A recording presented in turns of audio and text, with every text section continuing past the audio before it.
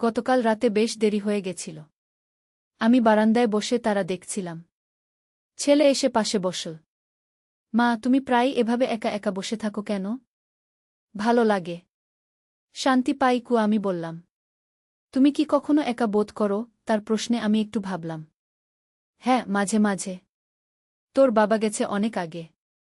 কখনো কখনো মনে হয় কেউ নেই কথা বলার। আমি তো আছি। তুই তো আমার ছেলে। বন্ধুর মতো কথা বলা যায় না? আজ সকালে উঠে চা বানাচ্ছিলাম। ছেলে এসে বলল, মা, গতকালের কথা ভাবছিলাম। কোনো কথা? তোমার একাকিত্বের কথা। সে আমার পাশে দাঁড়াল। আমি একটা সমাধান পেয়েছি। কি সমাধান? আমি তোমার জীবনসঙ্গী হব। আমি চমকে তাকালাম। কি বললি? মা, তুমি একা বোধ করো কারণ তোমার কোনো সঙ্গী নেই। আমি তোমার সঙ্গী হতে চাই। তুই তো আমার ছেলে। আমি তোমার ছেলে এবং তোমার সঙ্গীও হতে পারি। কি? তার যুক্তি শুনে আমি কিছুই বলতে পারলাম না। আমি তোমাকে ভালোবাসি মা। তোমার একাকিত্ব দূর করতে চাই। বিয়ে করো আমাকে। কিন্তু কোনো কিন্তু নেই। সে আমার হাত ধরল। আমি তোমার সবচেয়ে ভালো সঙ্গী।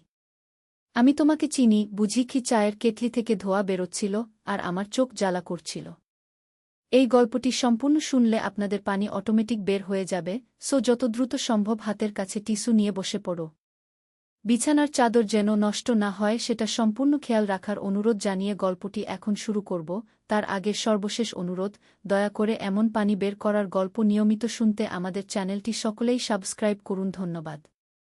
হ্যালো বন্ধুরা, আমার নাম শ্রাবণী ভট্টাচার্য। আমার বয়স ৪১ বছর। আমার স্বামীর নাম সুজিত ভট্টাচার্য, বয়স ৪৪ বছর। আমাদের ২ সন্তান, রায়হান আর তুলি। রায়হান ১৮ বছর বয়সী, কলেজে পড়ে। তুলি ১১ বছর বয়সী, স্কুলে যায়। আমি এই ঘটনার কথা বলতে গিয়ে এখনও কাঁপছি। সেদিনের সেই রহস্যময় ঘটনাটি আমার জীবন বদলে দিয়েছে। এমন একটা অভিজ্ঞতা যা স্বপ্নে ভাবতে পারিনি। সেদিন রবিবার সকাল।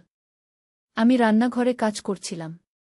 হঠাৎ রায়হান এসে বলল, মা, বাইরে একটা অদ্ভুত শব্দ হচ্ছে। আমি কান পেতে শুনলাম। সত্যিই একটা অস্বাভাবিক শব্দ আসছে। আমরা বাইরে এসে দেখলাম আমাদের বাড়ির পেছনের জঙ্গল থেকে একটা নীল আলো বেরোচ্ছে। ওটা কি মা? তুলি আমার হাত ধরে দাঁড়াল। আমিও বুঝতে পারছিলাম না। সুজিত অফিস থেকে ফিরেছে। সে বলল, এমন আলো আগে দেখিনি।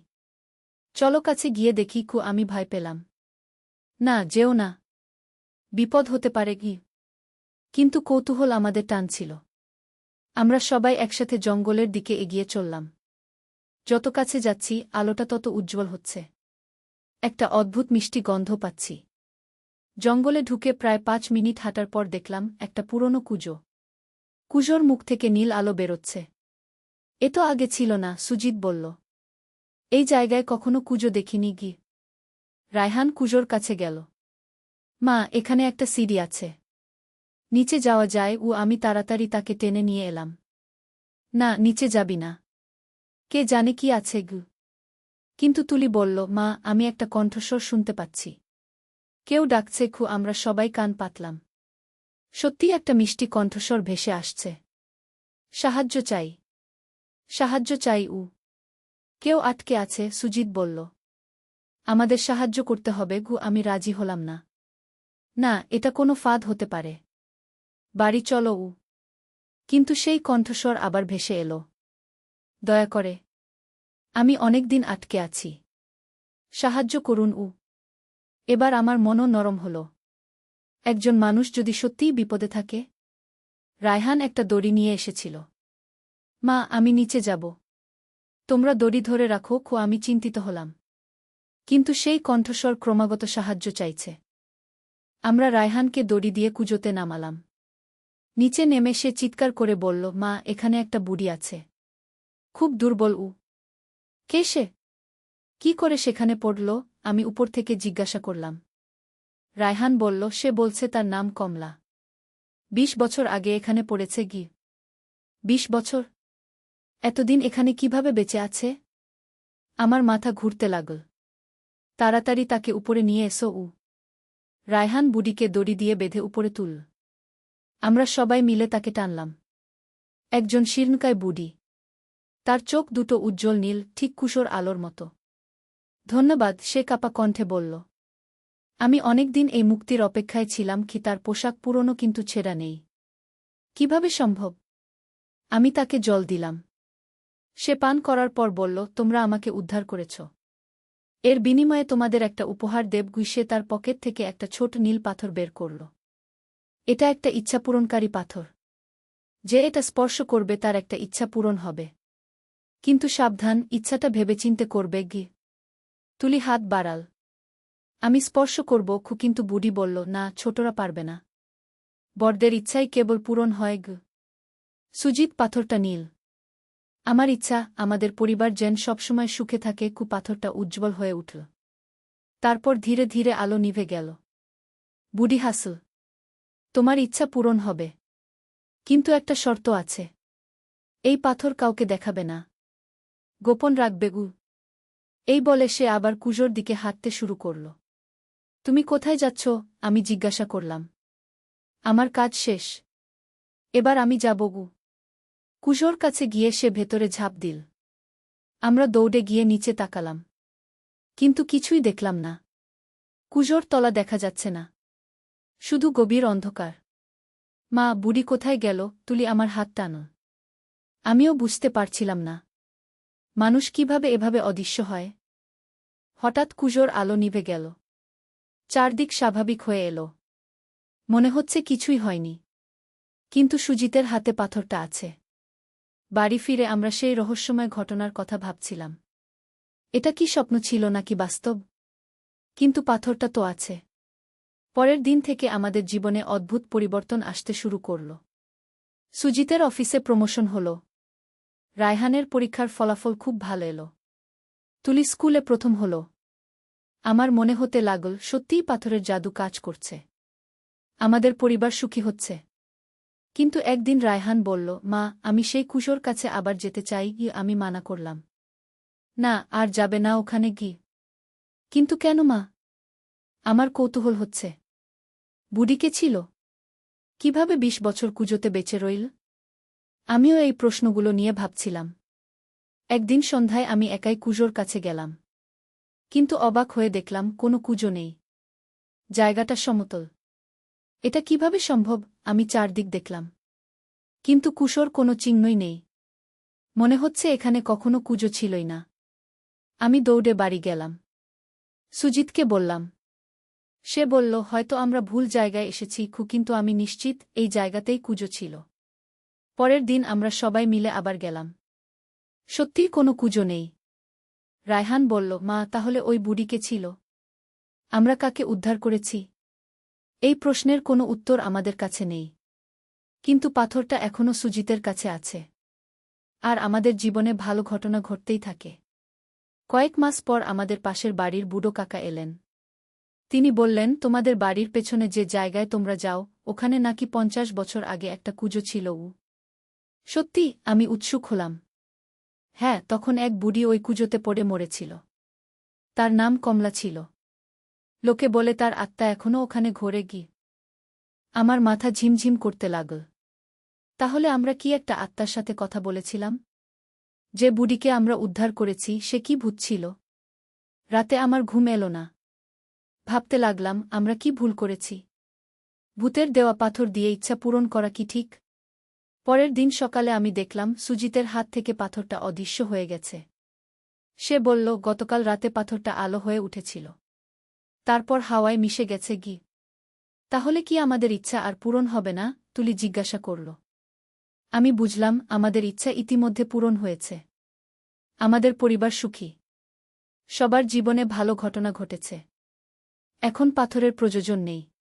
কিন্তু এই রহস্যের সমাধান আমরা কখনো পাইনি। কমলা বুড়ি সত্যিই কে ছিল? সে কিভাবে ২০ বছর কুজোতে বেঁচে রইল? কুজোটাই বা কোথায় গেল? এই প্রশ্নগুলো আমাদের মনে এখনো রয়েছে। হয়তো কোনো দিন এর উত্তর পাব। হয়তো পাব না। কিন্তু এই ঘটনা আমাদের শিখিয়েছে, পৃথিবীতে এমন অনেক রহস্য আছে যা আমরা বুঝতে পারি না। আর হ্যাঁ, আমাদের পরিবার এখনো সুখে আছে। সুজিতের ব্যবসা ভালো চলছে। রায়হান ভালো কলেজে ভর্তি হয়েছে। তুলি স্কুলে টপার। আমিও সুস্থ আছি। মাঝে মাঝে মনে হয় কমলা বুড়ি হয়তো সত্যিই একজন ভালো আত্মা ছিল, যে আমাদের সাহায্য করেছে। তার আশীর্বাদেই আমরা এত সুখী। কিন্তু এই রহস্যের সত্যতা কি তা আমরা কখনো জানতে পারব না। তবে আমি বিশ্বাস করি ভালো কাজের ভাল ফল হয়। আমরা একজন অসহায়কে সাহায্য করেছিলাম। সেই কারণেই আমাদের জীবনে ভালো ঘটনা ঘটেছে। কিন্তু আমাদের গল্প এখানেই শেষ নয়। আরও অনেক রহস্যময় ঘটনা আমাদের জন্য অপেক্ষা করছিল। 1 মাস পর আমি রান্নাঘরে কাজ করছিলাম। হঠাৎ তুলি দৌড়ে এসে বলল, মা, আমাদের বাগানে একটা অদ্ভুত গাছ গজিয়েছে। আমি বাইরে গিয়ে দেখলাম সত্যিই একটা নতুন গাছ। কিন্তু এই গাছের পাতাগুলো নীল রঙের। এটা কিভাবে এলো? সুজিত কাছ থেকে এসে জিজ্ঞাসা করল। আমরা কেউ এই গাছ লাগাইনি। আর নীল পাতার গাছ তো আগে দেখিনি। রায়হান গাছের কাছে গিয়ে বলল, মা, এই গাছে ফুল ফুটেছে। কিন্তু ফুলগুলোও নীল। আমি কাছে গিয়ে দেখলাম সত্যিই এমন সুন্দর নীল ফুল আগে দেখিনি।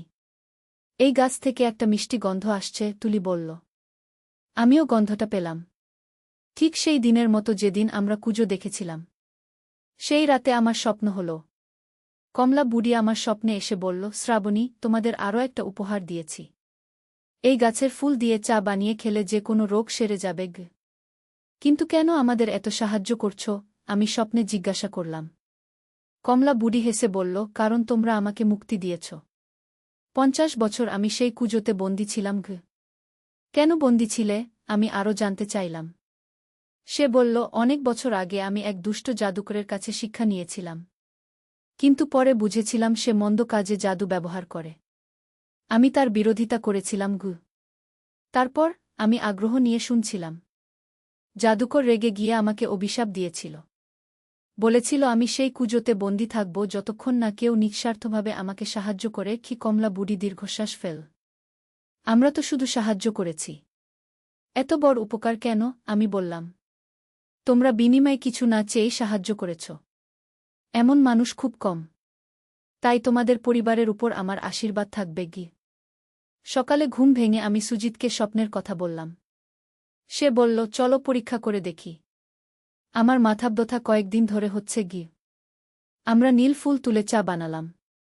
সুজিত খাওয়ার পর বলল, আশ্চর্য, মাথাব্যথা একদম সেরে গেছে। পরের দিন আমাদের পাশের বাড়ির আন্টি এলেন। তিনি অনেকদিন ধরে হাঁটু ব্যথায় ভুগছিলেন। আমি তাকে নীল ফুলের চা দিলাম। 2 দিন পর তিনি এসে বললেন, শ্রাবণী, আমার হাঁটু ব্যথা একদম সেরে গেছে। এটা কোনো ওষুধ? আমি বললাম, এটা আমাদের বাগানের একটা বিশেষ গাছ। তিনি খুশি হয়ে বললেন, আমার ছেলের জ্বর কয়েকদিন ধরে কমছে না। তাকেও দিতে পারো। এভাবে ধীরে ধীরে এলাকার সবাই আমাদের নীল ফুলের কথা জানতে পারল। অনেকেই এসে ওষুধ চাইতে লাগল। আমরা সবাইকে বিনামূল্যে দিয়ে সাহায্য করতাম। একদিন এক ডাক্তার আমাদের কাছে এলেন। তিনি বললেন, আমি শুনেছি আপনাদের কাছে একটা অলৌকিক ওষুধ আছে। আমি গবেষণা করতে চাই। আমি তাকে নীল ফুল দিলাম। তিনি ল্যাবে পরীক্ষা করে বললেন, এই ফুলে এমন কিছু উপাদান আছে যা আধুনিক বিজ্ঞানে অজানা। এটা একটা আশ্চর্য আবিষ্কার। কিন্তু আমি তাকে গাছের রহস্য বলিনি। শুধু বললাম, এটা আমাদের পারিবারিক গোপনীয়তা। 2 মাস পর আরেকটি অদ্ভুত ঘটনা ঘটল। তুলি স্কুল থেকে ফিরে এসে বলল, মা, আমি স্বপ্নে কমলা নানিকে দেখেছি। তিনি বলেছেন আরও একটা উপহার দেবেন। কি উপহার? আমি জিজ্ঞাসা করলাম। তিনি বলেছেন আমাদের বাড়ির নিচে একটা গুপ্তধন আছে। সেটা খুঁজে বের করতে হবে। আমি অবাক হলাম। গুপ্তধন? এটা কি সম্ভব? সেই রাতে রায়হানও একই স্বপ্ন দেখল। সকালে সে বলল, মা, কমলা নানি বলেছে বাড়ির পেছনের কোণে খুঁড়তে 3 ফুট নিচে একটা কলস পাওয়া যাবে। সুজিত প্রথমে বিশ্বাস করল না। কিন্তু আমরা সবাই একসাথে খুঁড়তে শুরু করলাম। সত্যিই 3 ফুট নিচে একটা পুরনো মাটির কলস পেলাম। কলস খুলে দেখলাম ভেতরে অনেক পুরনো সোনার মুদ্রা। সাথে একটা চিঠি। চিঠিতে লেখা ছিল, এই অর্থ দিয়ে গরিবদের সেবা করো, তাহলে আরও বরকত পাবে। আমরা বুঝলাম কমলা বুড়ি চায় আমরা যেন এই অর্থ মানুষের কল্যাণে ব্যবহার করি। আমরা সিদ্ধান্ত নিলাম একটা ফ্রি মেডিকেল ক্যাম্প করব। আমাদের নীল ফুলের ওষুধ দিয়ে গরিব মানুষদের সেবা করব। ক্যাম্পের দিন অনেক মানুষ এসেছিল। আমরা সবাইকে বিনামূল্যে চিকিৎসা দিলাম। যাদের অপারেশন লাগত তাদের হাসপাতালে পাঠালাম। খরচ আমরা দিলাম। এই কাজ করতে গিয়ে আমাদের মনে অনেক শান্তি পেলাম। মনে হলো আমরা সত্যিই ভালো কিছু করছি। কয়েক মাস পর আরও একটা অদ্ভুত ঘটনা। রায়হান কলেজ থেকে ফিরে এসে বলল, মা, আজ আমার ক্লাসে একটা নতুন মেয়ে এসেছে। তার নাম কমলা গু। আমার হৃদযন্ত্র প্রায় থেমে গেল। কমলা? তার বয়স কত? 18 বছর। কিন্তু মা, ওর চোখ দুটো একদম নীল, আমাদের কুজোর আলোর মতো। আমি চমকে উঠলাম। এটা কি সেই কমলা বুড়ির কোনো সম্পর্কিত? পরের দিন আমি রায়হানের সাথে কলেজে গেলাম। মেয়েটিকে দেখে আমার মনে হলো চিনি চিনি। তার চেহারায় সেই বুড়ির ছাপ। আমি তার সাথে কথা বললাম। সে বলল, আন্টি, আমি এতিম। কোনো আত্মীয় নেই। একটা আশ্রমে থাকি গু। আমার মন খারাপ হয়ে গেল। এত সুন্দর মেয়ে একা। আমি বললাম, তুমি চাইলে আমাদের বাড়িতে থাকতে পারো গু। কমলা খুশি হয়ে রাজি হল। সে আমাদের বাড়িতে এসে থাকতে শুরু করল। অদ্ভুত ব্যাপার হলো, সে এলে আমাদের বাড়িতে আরও শান্তি এসেছে। কমলা রান্নায় খুব দক্ষ। সে যে খাবার বানায় খেতে অনেক সুস্বাদু। আর সে আমাদের নীল ফুলের গাছের খুব ভালো যত্ন নেয়া। একদিন কমলা আমাকে বলল, মা, আমি ছোটবেলায় স্বপ্নে একটা বুড়ি দেখতাম। তিনি বলতেন একদিন আমি আমার আসল পরিবার খুঁজে পাব। আমার চোখে জল এসে গেল। আমি বুঝতে পারলাম কমলা বুড়ি এই মেয়েটিকে আমাদের কাছে পাঠিয়েছে। এভাবে কমলা আমাদের পরিবারের সদস্য হয়ে উঠল। রায়হান আর কমলা ভালো বন্ধু হয়ে গেল। তুলিও তাকে দিদির মতো মানে। আরও 6 মাস পর আরেকটা বিস্ময়কর ঘটনা। আমি সকালে বাগানে গিয়ে দেখি নীল ফুলের গাছের পাশে আরেকটা গাছ গজিয়েছে। এই গাছেরও পাতা নীল, কিন্তু ফুল সাদা। কমলা বলল, মা, এই ফুল থেকে একটা ভিন্ন গন্ধ আসছে। আমিও গন্ধটা পেলাম। খুবই মিষ্টি। সেই রাতে আমার স্বপ্নে কমলা বুড়ি এসে বলল, শ্রাবণী, এই সাদা ফুল দিয়ে তেল বানিয়ে মাথায় মাখলে কোনো মানসিক সমস্যা সেরে যাবে গু। পরের দিন আমরা পরীক্ষা করলাম। আমাদের পাশের বাড়ির একজন ভদ্রলোক অনেক দিন ধরে বিষণ্ণতায় ভুগছিলেন। আমি তাকে সাদা ফুলের তেল দিলাম। সপ্তাহ খানেক পর তিনি এসে বললেন, আমার মন এখন অনেক ভালো। এভাবে আমরা আরও অনেক মানুষের সেবা করতে লাগলাম। মানসিক অবসাদ, উদ্বেগ, নিদ্রাহীনতা, সব ধরনের সমস্যার সমাধান মিলতে লাগল। 1 বছর পর স্থানীয় একটা পত্রিকায় আমাদের নিয়ে খবর বের হল। অলৌকিক চিকিৎসক পরিবার কি শিরোনামে। আমরা বিখ্যাত হয়ে গেলাম। কিন্তু বিখ্যাত হওয়ার সাথে সাথে সমস্যাও শুরু হল। অনেক স্বার্থান্বেষী লোক আমাদের কাছে এসে গাছের রহস্য জানতে চাইল। কেউ কেউ গাছ কিনতেও চাইল।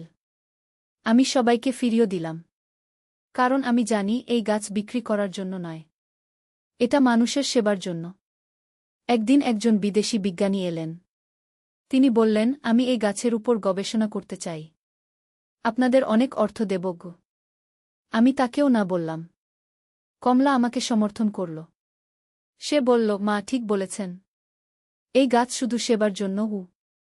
2 বছর পর আরও একটা চমৎকার ঘটনা। রায়হান আর কমলার মধ্যে ভালোবাসার সম্পর্ক হয়েছে।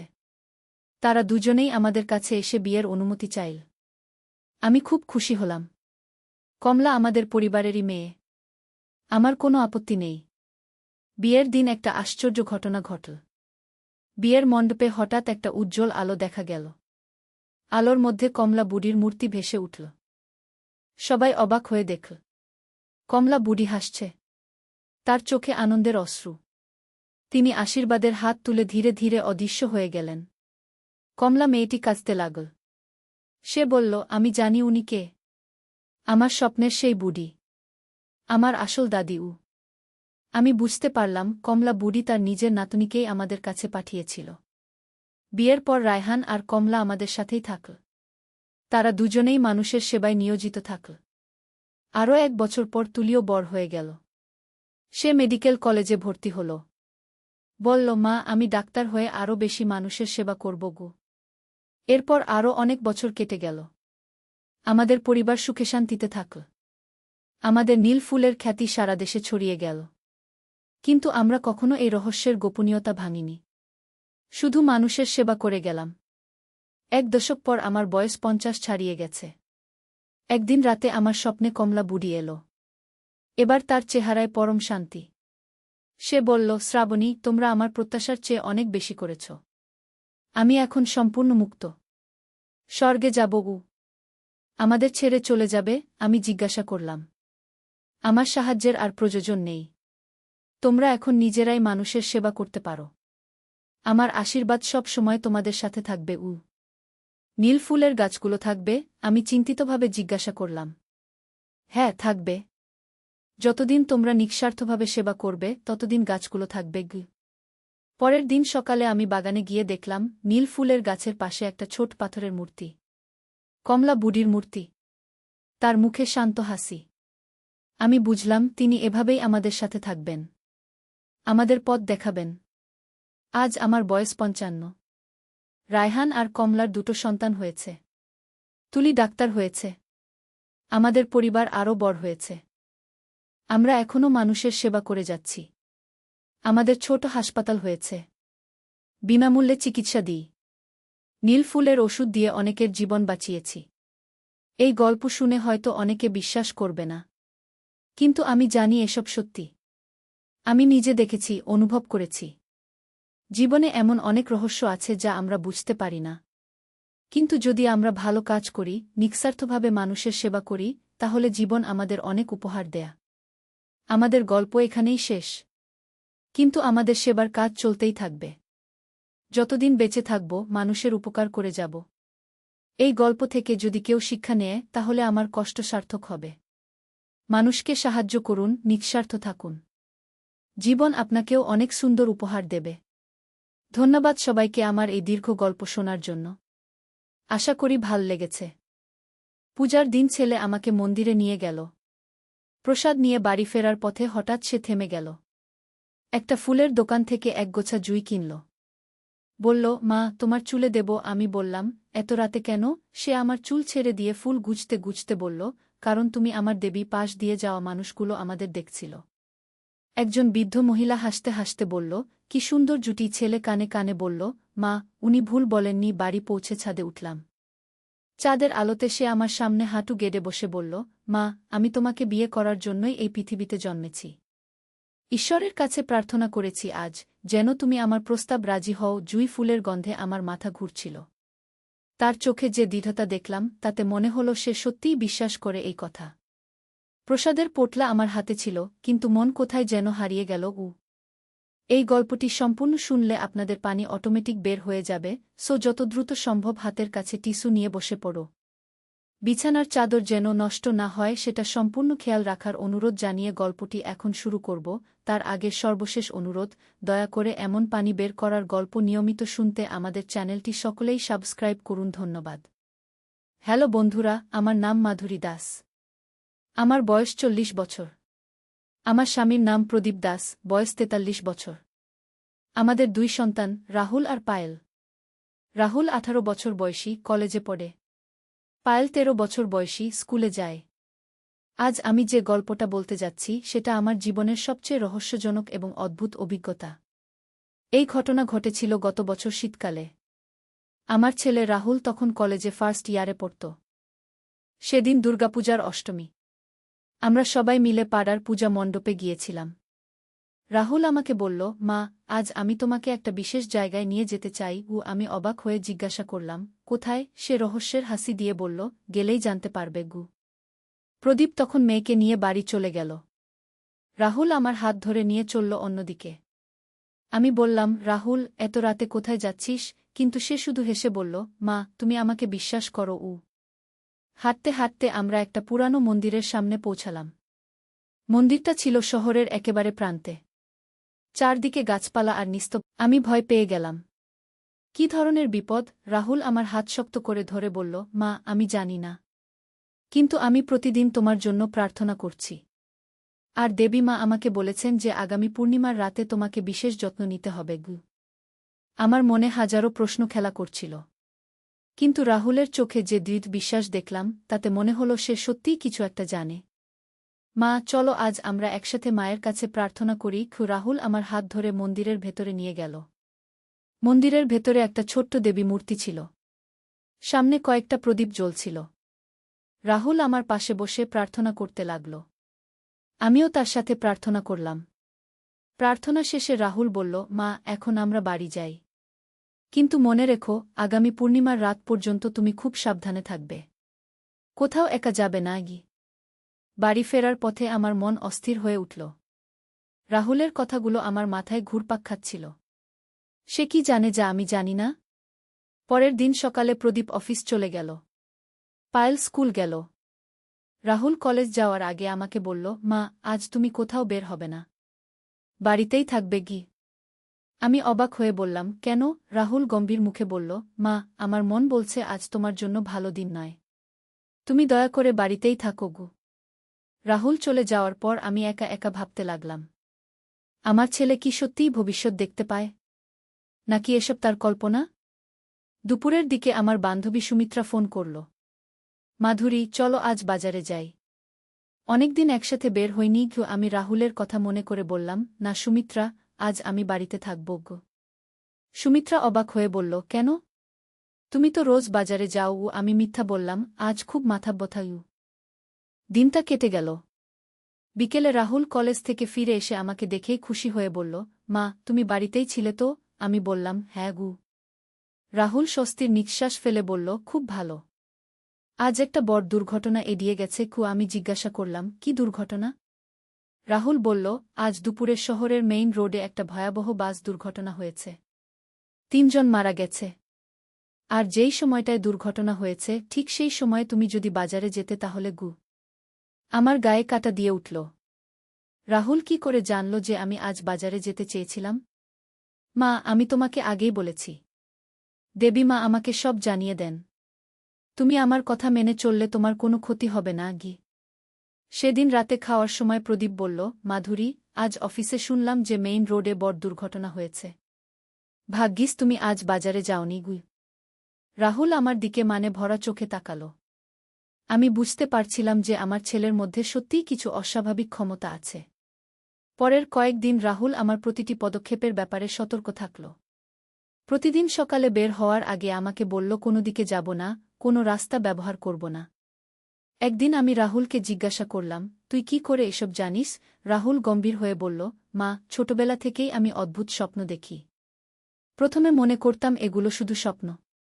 কিন্তু যখন দেখলাম যে আমার স্বপ্নের অনেক কিছুই সত্যি হয়ে যাচ্ছে, তখন বুঝলাম যে এটা কোনো সাধারণ বিষয় নয় গ। তুই কি দেখিস স্বপ্নে? রাহুল আমার পাশে বসে বলল, মা, আমি দেখি যে তুমি বিভিন্ন বিপদের মুখে পড়ছ। কখনো দেখি যে তুমি রাস্তায় পড়ে গেছ, কখনো দেখি যে তোমার সাথে দুর্ঘটনা হয়েছে। আর এই স্বপ্নগুলো সাধারণত ২-৩ দিন আগে দেখি গু। আমার শরীরে শিহরণ খেলে গেল।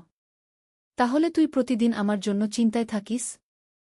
রাহুল আমার হাত ধরে বলল, মা, তুমি আমার সবকিছু। তোমার কোনো ক্ষতি হলে আমি বাঁচব না। তাই দেবী মা আমাকে এই ক্ষমতা দিয়েছেন যেন আমি তোমাকে রক্ষা করতে পারি। সেদিন রাতে আমি প্রদীপকে সব কিছু বললাম। প্রদীপ প্রথমে বিশ্বাস করেনি। কিন্তু যখন আমি তাকে গত কয়েকদিনের ঘটনাগুলো বললাম, তখন সেও অবাক হয়ে গেল।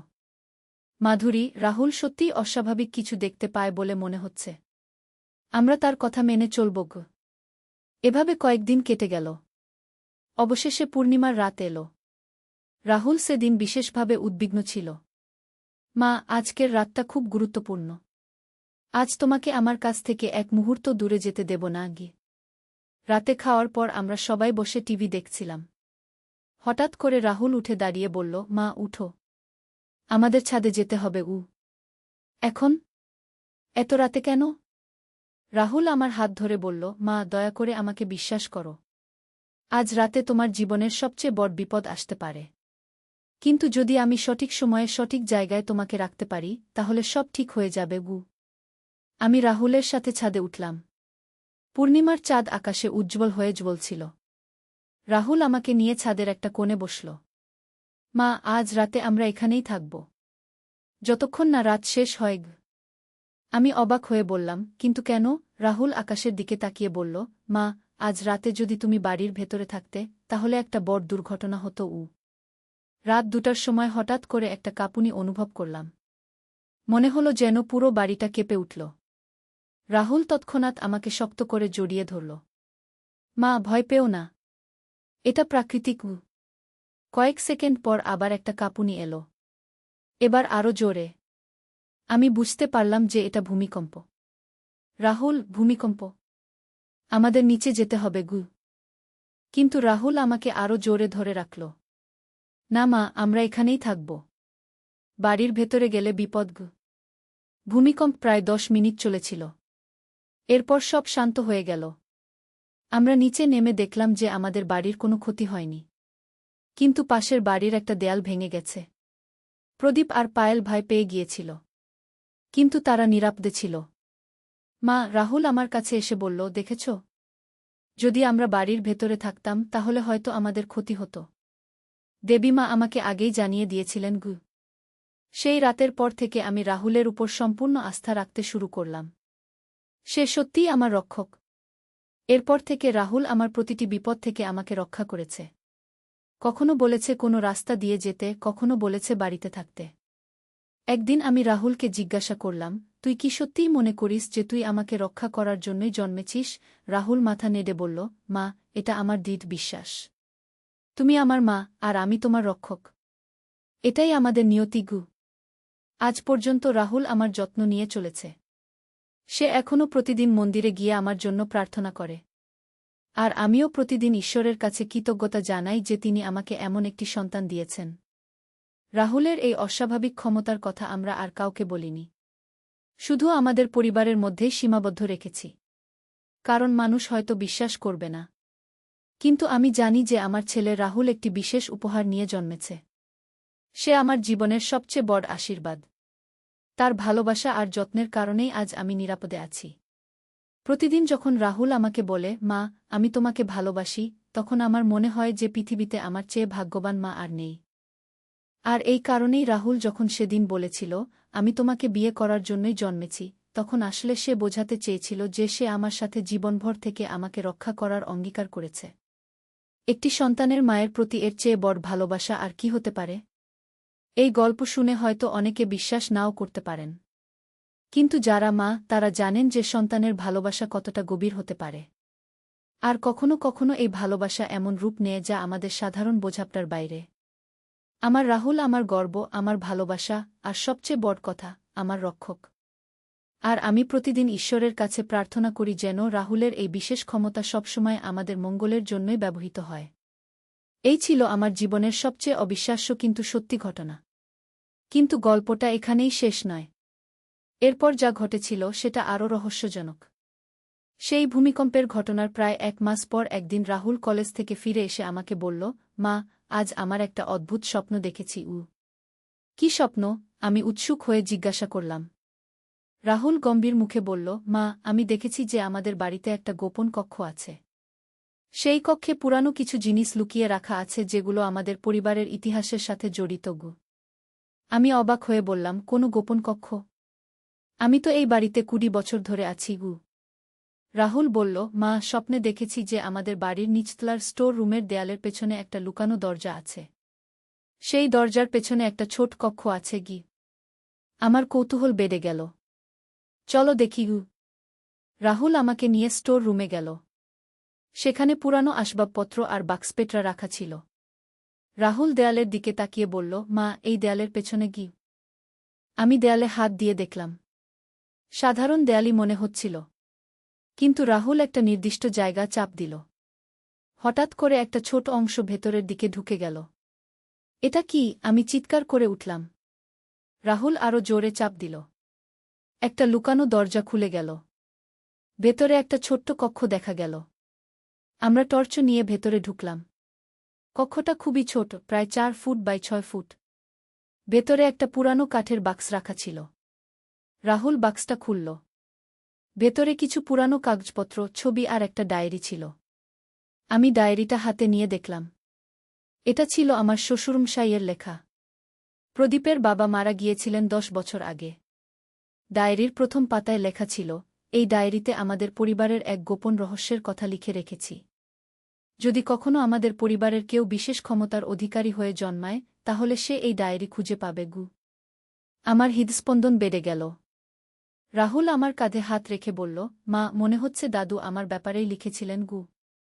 আমি ডায়েরির পরবর্তী পাতাগুলো পড়তে শুরু করলাম। সেখানে লেখা ছিল, আমাদের পরিবারে প্রতি 3-4 প্রজন্ম পর পর একজন করে বিশেষ ক্ষমতাসম্পন্ন সন্তান জন্মায়। তারা ভবিষ্যৎ দেখতে পায়, বিপদ আঁচ করতে পায়। আমার দাদার এই ক্ষমতা ছিল। তিনি অনেকবার আমাদের পরিবারকে বিভিন্ন বিপদ থেকে রক্ষা করেছিলেন। এই ক্ষমতা একটা দায়িত্বের সাথে আসে। যার এই ক্ষমতা থাকে তার দায়িত্ব হল পরিবারের সবাইকে রক্ষা করা। বিশেষ করে তার মায়ের প্রতি থাকে বিশেষ দায়বদ্ধতা। আমার মনে হয় আমার নাতির মধ্যে এই ক্ষমতা থাকতে পারে। যদি তাই হয় তাহলে সে তার মাকে বিশেষভাবে ভালোবাসবে এবং তাকে রক্ষা করার জন্য যেকোনো কিছু করতে প্রস্তুত থাকবে। আমি অভিভূত হয়ে গেলাম। সবকিছু এখন পরিষ্কার হয়ে গেল।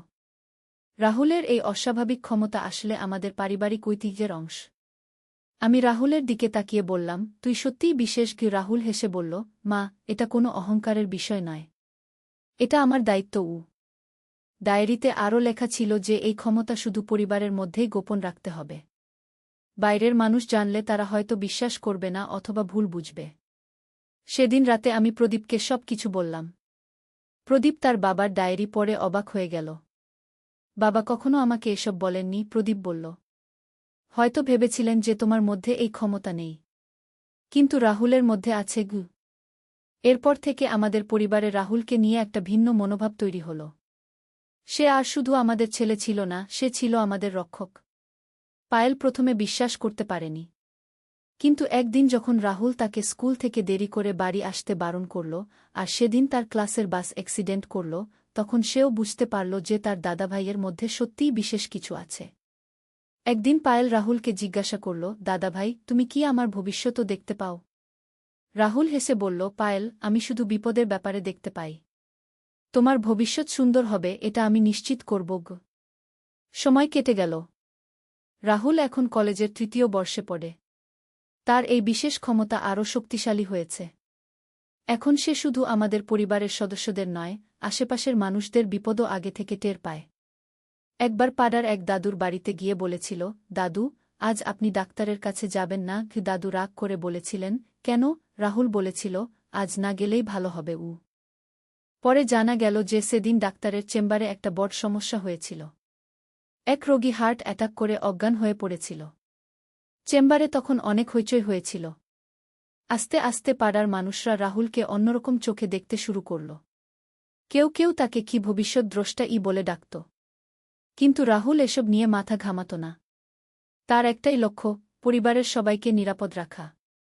একদিন আমি রাহুলকে জিজ্ঞাসা করলাম, তোর কি কষ্ট হয় না সবসময় সবার চিন্তা করতে? রাহুল আমার পাশে বসে বলল, মা, এটা আমার জীবনের উদ্দেশ্য। আমি এই জন্যই জন্মেছি। তোমাদের সবাইকে নিরাপদ দেখে আমার মনে শান্তি। কিন্তু তোর নিজের জীবন? রাহুল হেসে বলল, মা, তোমাদের সুখী আমার জীবন।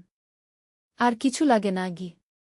গত মাসে রাহুল আমাকে বলেছিল যে আগামী বছর তার বিয়ের প্রস্তাব আসতে পারে। কিন্তু মা, আমি বিয়ে করলেও তোমার কাছেই থাকব। তোমার যত্ন নেওয়া আমার সবচেয়ে বড় দায়িত্ব। আমি বলেছিলাম, রাহুল, তুই বিয়ে করে তোর নিজের সংসার করবি। আমার জন্য চিন্তা করিস না। রাহুল মাথা নেড়ে বলেছিল, না মা, এটা সম্ভব না। আমি যাকে বিয়ে করব তাকে আগে থেকেই বুঝিয়ে দেব যে আমার মা আমার সবচেয়ে বড় অগ্রাধিকার। আজ যখন আমি এই গল্প বলছি, রাহুল কলেজে গেছে।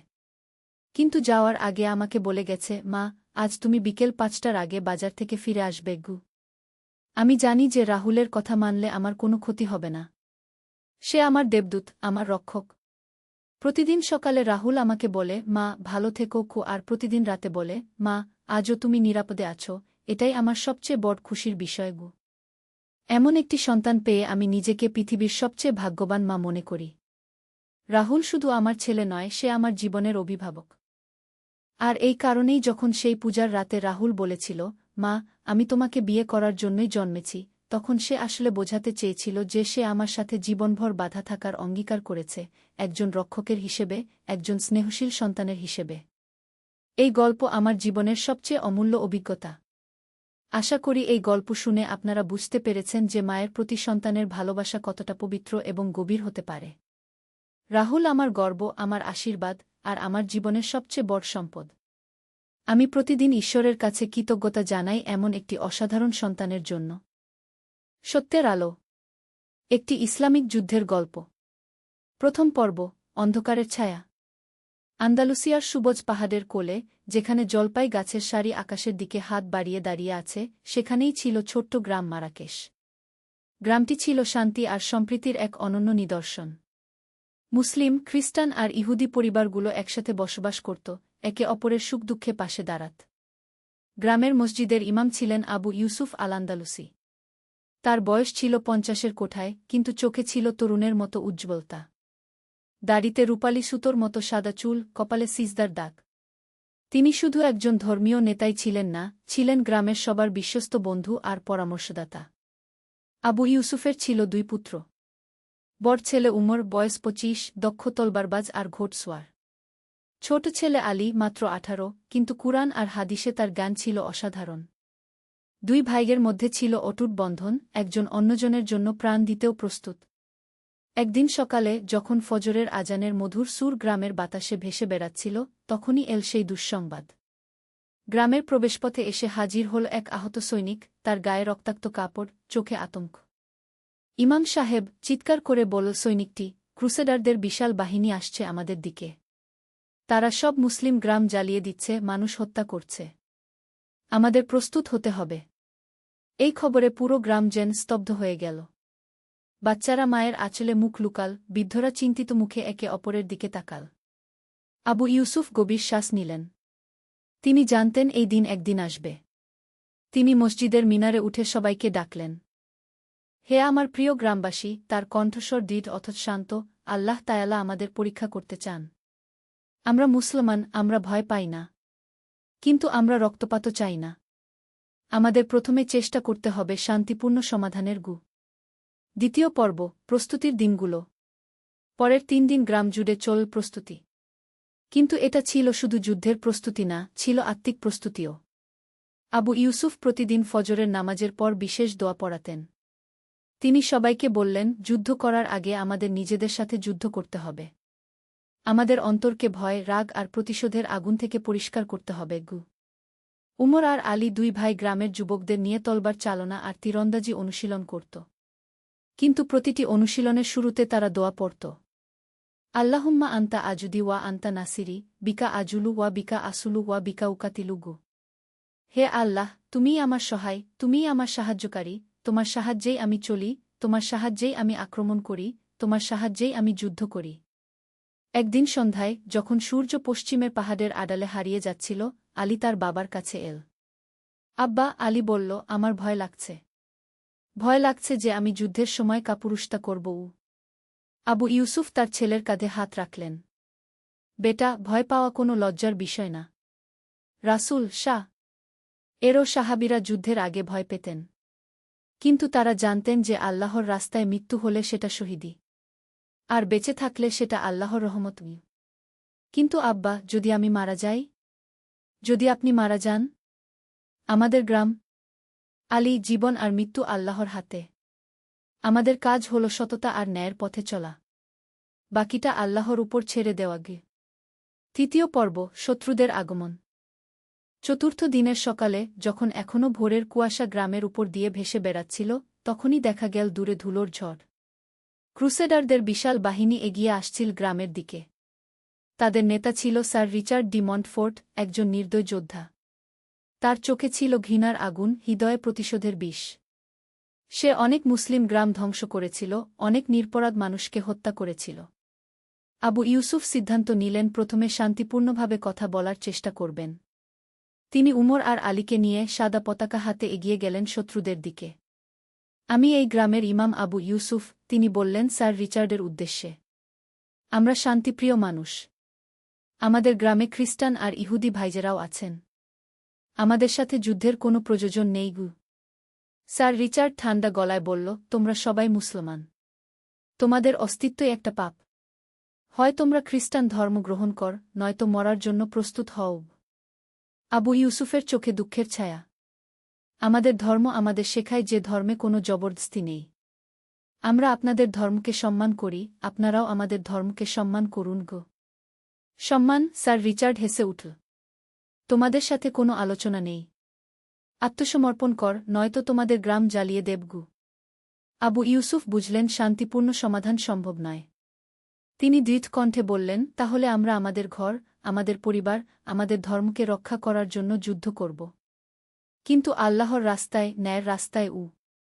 চতুর্থ পর্ব, প্রথম যুদ্ধ। গ্রামে ফিরে এসে আবু ইউসুফ সবাইকে জানালেন যুদ্ধ অনিবার্য। কিন্তু তিনি সবাইকে মনে করিয়ে দিলেন ইসলামের যুদ্ধের নীতিমালা। মনে রাখবেন, তিনি বললেন, আমরা ন্যায়ের জন্য যুদ্ধ করছি, প্রতিশোধের জন্য নয়।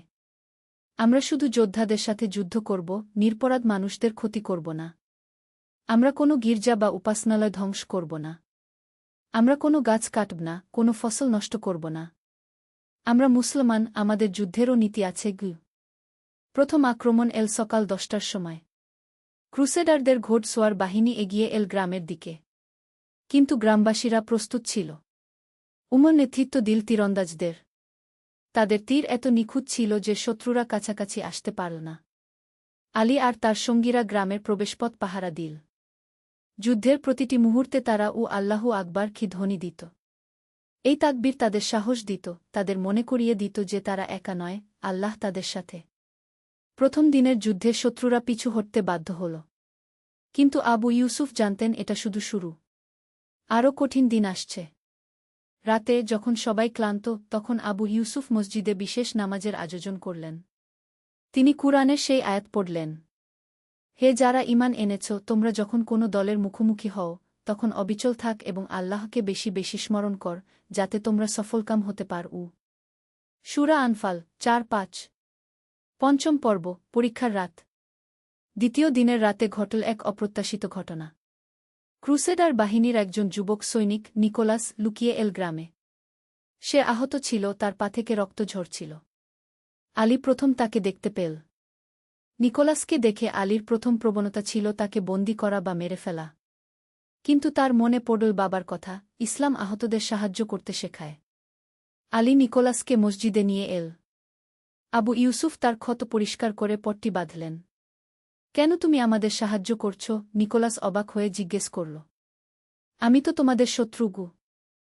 তুমি একজন আহত মানুষ। আবু ইউসুফ মৃদু হেসে বললেন, আমাদের ধর্ম আমাদের শেখায় মানুষের সেবা করতে, তার ধর্ম যাই হোক না কেন। নিকোলাস চোখের পানি ফেল। কিন্তু আমাদের বলা হয়েছিল তোমরা নিষ্ঠুর, তোমরা অমানুষ। বেটা, আবু ইউসুফ বললেন, মানুষের মধ্যে ভালো মন্দ দুটোই আছে। ধর্ম দেখায় ভালো পথ। কিন্তু কিছু মানুষ নিজেদের স্বার্থের জন্য ধর্মকে ভুল পথে ব্যবহার করে। সেই রাতে নিকোলাস আবু ইউসুফের কাছ থেকে ইসলাম সম্পর্কে অনেক কিছু শুনল মানবতার কথা, ভালোবাসার কথা, ন্যায়ের কথা। পরদিন সকালে নিকোলাস বলল, আমি ফিরে যেতে চাই আমার বাহিনীতে। কিন্তু আমি তাদের বলব, তোমরা যেমন মানুষ। আমি চেষ্টা করব শান্তি আনার। ষষ্ঠ পর্ব, বিশ্বাসঘাতকতা। কিন্তু নিকোলাসের চেষ্টা ব্যর্থ হল। স্যার রিচার্ড তাকে বিশ্বাসঘাতক বলে অভিযুক্ত করল। নিকোলাসকে বন্দী করে ফেলা হল। তৃতীয় দিনে স্যার রিচার্ড আরও ভয়ঙ্কর পরিকল্পনা করল। সে গ্রামের পানির উৎসে বিষ মেশানোর চেষ্টা করল। এছাড়া সে রাতের অন্ধকারে গ্রামের চারপাশে আগুন ধরিয়ে দেওয়ার পরিকল্পনা করল। কিন্তু আল্লাহর রহমতে এই পরিকল্পনা আগেই ফাঁস হয়ে গেল। উমর আর তার সঙ্গীরা শত্রুদের ঠেকিয়ে দিল। এই ঘটনার পর আবু ইউসুফ বুঝলেন যে শত্রুরা যে কোনো নিচু পথ অবলম্বন করতে পারে। তিনি সিদ্ধান্ত নিলেন আরও সাবধান হওয়ার। আমাদের সাবধান হতে হবে, তিনি সবাইকে বললেন, কিন্তু আমরা আমাদের নীতি থেকে সরে আসব না। আমরা তাদের মতো নিচু পথে নামব না। সপ্তম পর্ব, সবচেয়ে কঠিন যুদ্ধ। চতুর্থ দিনে এল সবচেয়ে বড় আক্রমণ। স্যার রিচার্ড তার সব শক্তি নিয়ে ঝাঁপিয়ে পড়ল গ্রামের উপর। যুদ্ধ শুরু হল ফজরের আগে। আবু ইউসুফ, উমর, আলী সবাই তাদের অবস্থানে। যুদ্ধের এক পর্যায়ে উমর গুরুতর আহত হল। তলবারের আঘাতে তার বুক কেটে গেল। আলী তাকে নিরাপদ জায়গায় নিয়ে গেল। আলী, উমর ক্ষীণ কণ্ঠে বলল, আমার মনে হচ্ছে আমার সময় শেষ। তুমি আব্বার পাশে থেকো। ভাই, তুমি সুস্থ হয়ে উঠবে, আলী কাঁদতে কাঁদতে বলল। আলী, মনে রাখিস, আমরা যদি মারা যাই আমরা শহীদ। আর যদি বেঁচে থাকি আমরা গাজী। দুটোতেই আল্লাহর রহমত। এই কথা বলে উমর তার শেষ শ্বাস ত্যাগ করল। আলী ভাইজের মৃত্যুতে ভেঙে পড়ল। কিন্তু বাবার কথা মনে পড়ল, কঠিন সময়েই পরীক্ষা হয় আমাদের ঈমানের। অষ্টম পর্ব, অলৌকিক সাহায্য। উমরের মৃত্যুর পর গ্রামবাসীদের মনোবল ভেঙে গেল। মনে হচ্ছিল পরাজয় অবশ্যম্ভাবী। কিন্তু ঠিক এই মুহূর্তে ঘটল এক অবিশ্বাস্য ঘটনা। দূর থেকে ভেসে এল ঘোড়ার খুরের আওয়াজ। কিন্তু এবার সেটা শত্রুদের নয়, মুসলিম মুজাহিদদের। ইউসুফ ইবনে তাশফিনের নেতৃত্বে একদল মুজাহিদ এসেছিল সাহায্যের জন্য। তারা অন্য গ্রাম থেকে সংবাদ পেয়ে এসেছিল। আল্লাহু আকবার চিৎকারে ভেঙে পড়ল গ্রামের চারপাশ। এই অপ্রত্যাশিত সাহায্যে ক্রুসেডারদের বাহিনী বিপর্যস্ত হয়ে পড়ল। স্যার রিচার্ড বুঝল পরিস্থিতি তার বিপক্ষে। যুদ্ধের মোড় ঘুরে গেল। কিন্তু আবু ইউসুফ এখনও সংযত থাকলেন। তিনি অনুসারীদের বললেন, আমরা জিতছি, কিন্তু আমরা নিষ্ঠুর হব না। যারা আত্মসমর্পণ করে তাদের ক্ষমা করে দেবগু। নবম পর্ব, ক্ষমা ও করুণা। যুদ্ধের শেষ দিকে স্যার রিচার্ড আহত হয়ে মাটিতে পড়ে গেল। আলী তার কাছে গিয়ে তলবার তুলল। এই লোকই আমার ভাইকে মেরেছে, আলী মনে মনে ভাবল। কিন্তু তার মনে পড়ল রাসূল এর কথা, যে ব্যক্তি রহমত করে না তার প্রতি রহমত করা হয় না। আলী তলবার নামিয়ে নিল। তুমি আহত, আমি তোমাকে হত্যা করব না গি। স্যার রিচার্ড অবাক হয়ে তাকাল। কেন? তোমার ভাইকে তো আমার লোকেরা গি। আমার ভাই শহীদ হয়েছে। আল্লাহ তার ভাল করবেন। কিন্তু আমি প্রতিশোধ নেব না। আমাদের ধর্ম আমাদের ক্ষমা করতে শেখায় গু। এই ঘটনায় স্যার রিচার্ডের মন পরিবর্তন হতে শুরু করল। দশম পর্ব, নতুন সূর্যোদয়। যুদ্ধ শেষ হল। ক্রুসেডার বাহিনী পিছু হটল। কিন্তু স্যার রিচার্ড আর নিকোলাস থেকে গেল গ্রামে। আবু ইউসুফ তাদের চিকিৎসার ব্যবস্থা করলেন। ধীরে ধীরে তাদের মন পরিবর্তন হতে লাগল। আমি এতদিন ভুল পথে ছিলাম, স্যার রিচার্ড একদিন বলল। তোমরা আমাদের চেয়েও ভালো মানুষ কে? আবু ইউসুফ মৃদু হাসলেন। আমরা ভালো বা মন্দ নই, আমরা শুধু আল্লাহর পথে চলার চেষ্টা করি। আমাদের ধর্ম আমাদের শেখায় সব মানুষকে ভালোবাসতে গু। কয়েকদিন পর স্যার রিচার্ড একটি চমকপ্রদ সিদ্ধান্ত নিল। সে ঘোষণা করল, আমি ইসলাম গ্রহণ করতে চাই। পুরো গ্রাম অবাক হয়ে গেল। যে মানুষটি কিছুদিন আগে তাদের হত্যা করতে এসেছিল সেই মানুষটি এখন তাদের ভাই হতে চায়। আবু ইউসুফ তাকে বললেন, এটা খুবই গুরুত্বপূর্ণ সিদ্ধান্ত। তুমি নিশ্চিত? হ্যাঁ, স্যার রিচার্ড দৃঢ়ভাবে বলল। আমি তোমাদের আচরণ দেখে বুঝেছি সত্যিকারের ধর্ম কি। তোমরা শত্রুদেরও ক্ষমা করেছ, আহতদের সেবা করেছ। এটাই সত্যিকারের আল্লাহর পথ। সেদিন মাগরিবের নামাজের সময় স্যার রিচার্ড কালিমা পড়ল।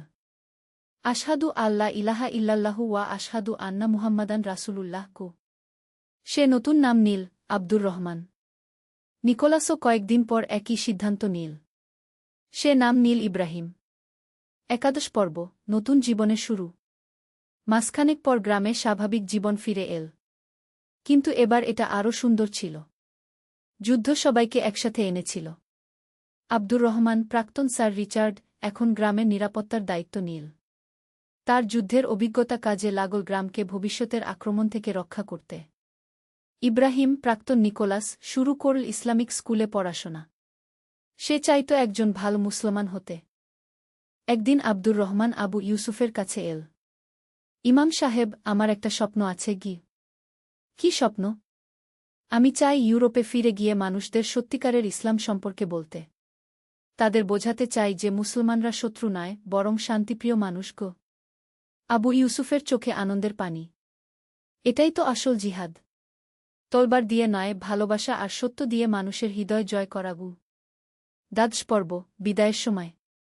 কয়েক মাস পর আব্দুর রহমান আর ইব্রাহিম বিদায় নীল গ্রাম ছেড়ে যাওয়ার জন্য। তারা ইউরোপে ফিরে যেতে চাইল ইসলামের সুন্দর বাণী প্রচার করতে। বিদায়ের দিন সকালে পুরো গ্রাম জমায়েত হল। আবু ইউসুফ তাদের জন্য বিশেষ দোয়া করলেন। হে আল্লাহ, এই দুই ভাইকে তোমার পথে অটুট রাখ। তাদের মাধ্যমে তোমার নূর ছড়িয়ে দাও সারা পৃথিবীতে।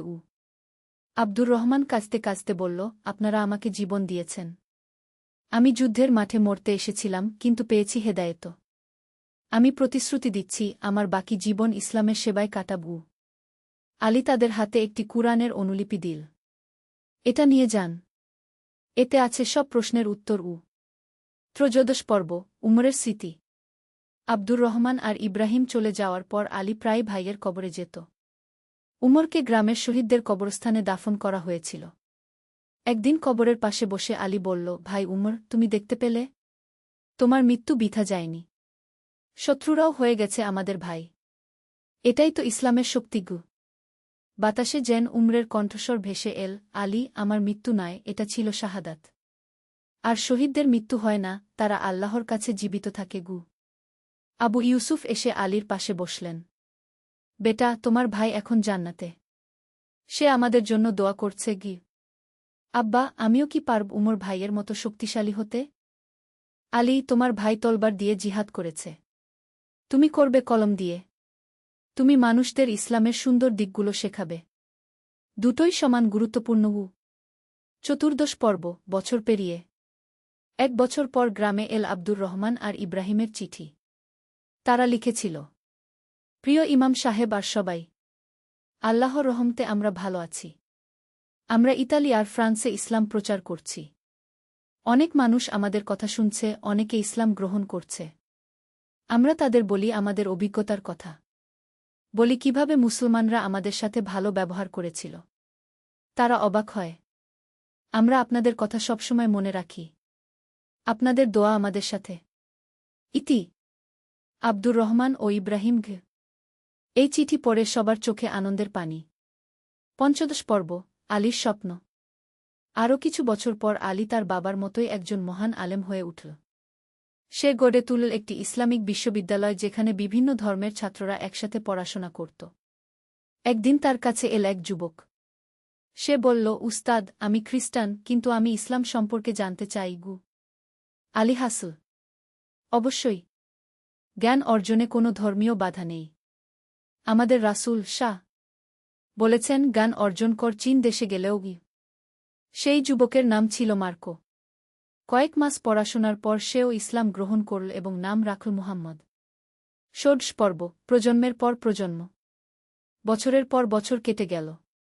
আবু ইউসুফ বৃদ্ধ হয়ে গেলেন, কিন্তু তার আত্মা থাকল তরুণের মতো প্রাণবন্ত। তিনি দেখলেন তার স্বপ্ন পূরণ হচ্ছে। গ্রামটি হয়ে উঠেছে শান্তি আর সম্প্রীতির প্রতীক। মুসলিম, খ্রিস্টান, ইহুদি সবাই একসাথে বাস করছে। আলীর হল 3টি ছেলে, উমর বড় ভাইয়ের নামে, ইউসুফ দাদার নামে, আর রহমান। একদিন ছোট্ট রহমান দাদার কাছে এসে জিজ্ঞেস করল, দাদু, আমাদের বাবা আর কাকার যুদ্ধের গল্প আবার শোনাবেন? আবু ইউসুফ নাতিকে কোলে নিয়ে বললেন, বেটা, সেটা শুধু যুদ্ধের গল্প নয়। সেটা ভালোবাসার গল্প। সেটা ক্ষমার গল্প। সেটা দেখায় কিভাবে সত্যিকারের মুসলমান হতে হয় গে। দাদু, আমিও বড় হয়ে তেমন হব। ইনশাআল্লাহ বেটা। তবে মনে রাখিস, আসল যুদ্ধ হল নিজের মনের খারাপ দিকগুলোর সাথে। যে এই যুদ্ধে জিতে যায় সে জিতে যায় পুরো পৃথিবীগু। সপ্তদশ পর্ব, শেষ দিনগুলো। আবু ইউসুফের মৃত্যুর আগের দিন তিনি আলীকে ডেকে বললেন, বেটা, আমার সময় এসে গেছে। আমি আল্লাহর কাছে ফিরে যাব। আব্বা, এমন কথা বলবেন না গি। আলী, মৃত্যু কোনো দুঃখের বিষয় নয়। এটা আল্লাহর কাছে ফেরার পথ। আমি তোমার ভাই উমরের সাথে দেখা করব। আবু ইউসুফ চোখ বন্ধ করে বললেন, আমার শেষ আশীর্বাদ, তুমি এই গ্রামের, এই এলাকার, এই পৃথিবীর মানুষদের মধ্যে ইসলামের সুন্দর বাণী ছড়িয়ে দাও। মনে রাখিস, আমাদের কাজ হল মানুষকে আল্লাহর কাছাকাছি নিয়ে যাওয়া, তাদের থেকে দূরে ঠেলে দেওয়া নয়। পরের দিন ফজরের নামাজের পর আবু ইউসুফ আল্লাহর কাছে চলে গেলেন। অষ্টাদশ পর্ব, অমর উত্তরাধিকার। আবু ইউসুফের জানাজায় এসেছিল হাজার হাজার মানুষ। শুধু মুসলমান নয়, খ্রিস্টান আর ইহুদিরাও। সবাই তাকে ভালোবাসত। আব্দুর রহমান আর ইব্রাহিম ইউরোপ থেকে এসেছিল জানাজায় অংশ নিতে। তারা এখন বিখ্যাত দায়ী, ইসলাম প্রচারক। জানাজার নামাজে আলী বলল, আমার আব্বা বলতেন, মানুষ দুইভাবে বেঁচে থাকে। একটা হল শরীর দিয়ে, আরেকটা হল তার ভালো কাজের মাধ্যমে। আমার আব্বার শরীর চলে গেছে, কিন্তু তার আদর্শ, তার শিক্ষা আমাদের মাধ্যমে বেঁচে থাকবে যুগ যুগ ধরে গিয়ে। কবরের পাশে দাঁড়িয়ে আব্দুর রহমান বলল, ইমাম সাহেব, আপনি আমাকে শুধু ইসলাম দেননি, নতুন জীবন দিয়েছেন। আমি প্রতিশ্রুতি দিচ্ছি, আপনার এই মিশন চালিয়ে যাবগু। নিম্নবিংশ পর্ব, পরবর্তী প্রজন্ম। 20 বছর পর আলীর ছেলে উমর দ্বিতীয় হয়ে উঠেছিল একজন বিখ্যাত আলেম। সে প্রতিষ্ঠা করেছিল আন্তর্ধর্মীয় সংলাপ কেন্দ্র। একদিন সেখানে এল এক যুবতী, নাম মারিয়া। সে ছিল খ্রিস্টান। সে বলল, আমি শুনেছি এই গ্রামের ইতিহাসের কথা। কিভাবে একটা যুদ্ধ পরিণত হয়েছিল শান্তিতে। এটা কি সত্যি? উমর দ্বিতীয় হাসল। শুধু সত্যিই নয়, এটা এখনও চলমান। আমার দাদা বলতেন প্রতিটি প্রজন্মকে নতুন করে এই লড়াই করতে হয়, ঘৃণার বিরুদ্ধে ভালোবাসার লড়াই। মারিয়া কয়েক মাস গ্রামে থাকল, ইসলাম সম্পর্কে জানল। শেষে সেও ইসলাম গ্রহণ করল এবং নাম রাখল আয়শা। আয়শা পরে হয়ে উঠল একজন বিখ্যাত লেখিকা, যে লিখেছিল আবু ইউসুফের জীবনী কি সত্যের আলো। ২০ পর্ব, চূড়ান্ত বার্তা। আজকের দিনেও শত শত বছর পর সেই গ্রামে দাঁড়িয়ে আছে আবু ইউসুফের মসজিদ। তার পাশেই উমর প্রথম এর সমাধি, যেখানে লেখা আছে, এখানে শুয়ে আছেন উমর ইবনে আবু ইউসুফ, যিনি শহীদ হয়েছিলেন সত্যের পথে। তার মৃত্যু হাজারো হৃদয়ে জ্বালিয়ে দিয়েছিল ইসলামের আলো। আবু ইউসুফের কবরে লেখা, এখানে শুয়ে আছেন আবু ইউসুফ আল আন্দালুসি, যিনি শত্রুদের বন্ধুতে পরিণত করেছিলেন শুধু ভালোবাসা আর ক্ষমার মাধ্যমে। গ্রামের প্রবেশপথে একটি ফলক, যেখানে বিভিন্ন ভাষায় লেখা, স্বাগতম মারাকেশ গ্রামে, যেখানে যুদ্ধ পরিণত হয়েছিল শান্তিতে, ঘৃণা পরিণত হয়েছিল ভালোবাসায়। এটা প্রমাণ করে যে সত্যিকারের ইসলামের শক্তি অস্ত্রে নয়, হৃদয়ে। প্রতি বছর এই গ্রামে আসে হাজার হাজার মানুষ, মুসলমান, খ্রিস্টান, ইহুদি, হিন্দু, বৌদ্ধ। তারা আসে শিখতে কিভাবে ভিন্ন ধর্মের মানুষরা একসাথে শান্তিতে বসবাস করতে পারে। উপসংহার, চিরন্তন শিক্ষা। এই গল্পের শেষ নেই, কারণ এর বার্তা চিরন্তন। আবু ইউসুফ, উমর, আলী, তারা আমাদের শিখিয়েছে যে ১. সত্যিকারের জিহাদ হল নিজের মনের মধ্যকার অন্যায়ের বিরুদ্ধে। তলবার দিয়ে নয়, ভালোবাসা দিয়ে হৃদয় জয় করতে হয়। ২. ক্ষমা করা প্রতিশোধ নেওয়ার চেয়ে বেশি শক্তিশালী। আবু ইউসুফের পরিবার শত্রুদের ক্ষমা করে তাদের বন্ধুতে পরিণত করেছিল। ৩. ইসলাম মানে শান্তি। যুদ্ধ যখন অবশ্যম্ভাবী, তখনও ইসলামের নীতি হল ন্যায়ের সাথে নিয়ম মেনে লড়াই করা। ৪. বিভিন্ন ধর্মের মানুষ একসাথে বসবাস করতে পারে যদি সবাই পরস্পরকে সম্মান করে। ৫. প্রতিটি কঠিন পরিস্থিতিতে আল্লাহর একটা হিকমত আছে। সেই যুদ্ধ যা মৃত্যু নিয়ে এসেছিল, সেটাই পরিণতে এনে দিয়েছিল শান্তি আর ভালোবাসা। রাসূল শাহ বলেছেন, তোমাদের মধ্যে কেউ প্রকৃত মুমিন হতে পারবে না, যতক্ষণ না সে তার ভাইয়ের জন্য তাই পছন্দ করে যা নিজের জন্য পছন্দ করে। কি এই গল্পের প্রতিটি চরিত্র, আবু ইউসুফ, উমর, আলী, এমনকি আব্দুর রহমান আর ইব্রাহিম, তারা সবাই এই শিক্ষাটাই পালন করেছিল। আজকের পৃথিবীতে, যেখানে ধর্মের নামে বিভেদ, যুদ্ধের নামে ধ্বংস, সেখানে আবু ইউসুফদের গল্প আমাদের পথ দেখায়। মনে রাখবেন, প্রকৃত মুসলমান সেই যে তার হাত আর জিহ্বা থেকে অন্য মানুষ নিরাপদ। প্রকৃত মুমিন সেই যে মানুষকে আল্লাহর কাছাকাছি আনে, দূরে ঠেলে দেয় না। সত্যের আলো, এই আলো যেন সবার হৃদয়ে জ্বলে উঠে। আমিন। ওয়া বিল্লাহি তাওফিক, আর আল্লাহর কাছেই সফলতা। রহমতের আলো। প্রথম অধ্যায়, অন্ধকারের মাঝে। মক্কার পবিত্র শহরের কাছাকাছি এক ছোট গ্রামে বাস করত ইউসুফ নামের এক যুবক। তার বয়স মাত্র ২-৫ বছর, কিন্তু জীবনের কঠিন পরীক্ষায় তার হৃদয় হয়ে গিয়েছিল পাথরের মতো কঠিন। বাবা মা উভয়েই মারা গেছেন যখন সে মাত্র ৮ বছর বয়সে। তারপর থেকে একা একা জীবন যুদ্ধ করে আসছে। ইউসুফ ছিল একজন দক্ষ কামার। তার হাতে তৈরি তরবারি আর ছুরি ছিল পুরো অঞ্চলের মধ্যে সবচেয়ে ধারালো। কিন্তু জীবনের কষ্ট আর দুঃখ তাকে করে তুলেছিল অসহিষ্ণু আর রাগী। সে মানুষের সাথে কথা বলত কর্কশ স্বরে। গরিবদের সাহায্য করার কথা ভাবতই না। তার মনে ছিল শুধু একটাই চিন্তা, কিভাবে আরও বেশি টাকা আয় করা যায়। প্রতিদিন ফজরের আজান দিলেও ইউসুফ নামাজ পড়ত না। সে ভাবত, আল্লাহ যদি আছেনই, তাহলে আমার বাবা মাকে এত তাড়াতাড়ি নিয়ে গেলেন কেন? আমাকে একা ফেলে রাখলেন কেন? একদিন সন্ধ্যার সময় ইউসুফ তার কামারখানায় কাজ করছিল। হঠাৎ দেখল এক বৃদ্ধ লোক তার দোকানের সামনে দাঁড়িয়ে আছেন। বৃদ্ধের চেহারা ছিল অত্যন্ত পবিত্র, দাড়িতে ছিল সাদা পালক। তার চোখে ছিল অফুরন্ত মমতা। আসসালামু আলাইকুম বেটা, বৃদ্ধ বললেন মধুর স্বরে। ইউসুফ তাকাল না। শুধু বলল, কি চান? একটা ছোট ছুরি লাগবে। দাম কত? ৫ দিনার, ইউসুফ রুডভাবে জবাব দিল। বৃদ্ধ তার থলে থেকে কয়েকটা পয়সা বের করলেন। আমার কাছে শুধু ২ দিনার আছে বেটা। এইটুকু নেবেন? না, নিচে দাম করি না। যেতে পারেন। বৃদ্ধ কিছুক্ষণ চুপ করে দাঁড়িয়ে রইলেন। তারপর বললেন, ঠিক আছে বেটা। আল্লাহ তোমার মঙ্গল করুন। ইউসুফ মনে মনে রেগে গেল। মঙ্গল? আমার আর কোনো মঙ্গল হবে না। দ্বিতীয় অধ্যায়, অপ্রত্যাশিত দর্শন। পরের দিন জুমার নামাজের পর ইউসুফ বাজারে গিয়েছিল কিছু কাঁচামাল কিনতে। হঠাৎ দেখল বিদের মাঝে একজন লোক খুব উচ্চস্বরে কথা বলছেন। তার চারপাশে অনেক মানুষ জড়ো হয়েছে। ভাইয়েরা, আমরা যদি আল্লাহর উপর সত্যিকারের ঈমান রাখি, তাহলে আমাদের হৃদয় হতে হবে সকল মানুষের জন্য দয়ায় ভরা। রাসূল শাহ বলেছেন, তোমাদের মধ্যে কেউ সত্যিকারের মুমিন নয় যতক্ষণ না সে তার ভাইদের জন্য তাই পছন্দ করে যা সে নিজের জন্য পছন্দ করে। ইউসুফ কৌতূহল নিয়ে কাছে গেল। দেখল একজন যুবক, যার চেহারায় আছে আলোর ঝলক। তার কথায় ছিল এমন এক জাদু যা মানুষের হৃদয় স্পর্শ করে। যুবকের নাম আহমেদ। সে ছিল একজন দরিদ্র মানুষ, কিন্তু তার মুখে ছিল সবসময় হাসি। প্রতিদিন সে বিভিন্ন জায়গায় গিয়ে ইসলামের সুন্দর বাণী মানুষের কাছে পৌঁছাত। আল্লাহর রহমত অসীম। আহমেদ বলছিল, যে ব্যক্তি অন্যের উপকার করে, আল্লাহ তার উপকার করেন। যে ব্যক্তি ক্ষমা করে, আল্লাহ তাকে ক্ষমা করেন। ইউসুফ মনে মনে বিরক্ত হল। এসব কথা তার কাছে মনে হচ্ছিল অর্থহীন। সে ঘুরে দাঁড়াতে যাবে, এমন সময় আহমেদের চোখ পড়ল তার উপর। ভাই, আপনি যাচ্ছেন কেন? একটু শুনে যান।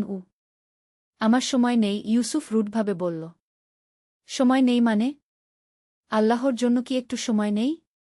আল্লাহ? ইউসুফ কটাক্ষ করে বলল। আল্লাহ কোথায়?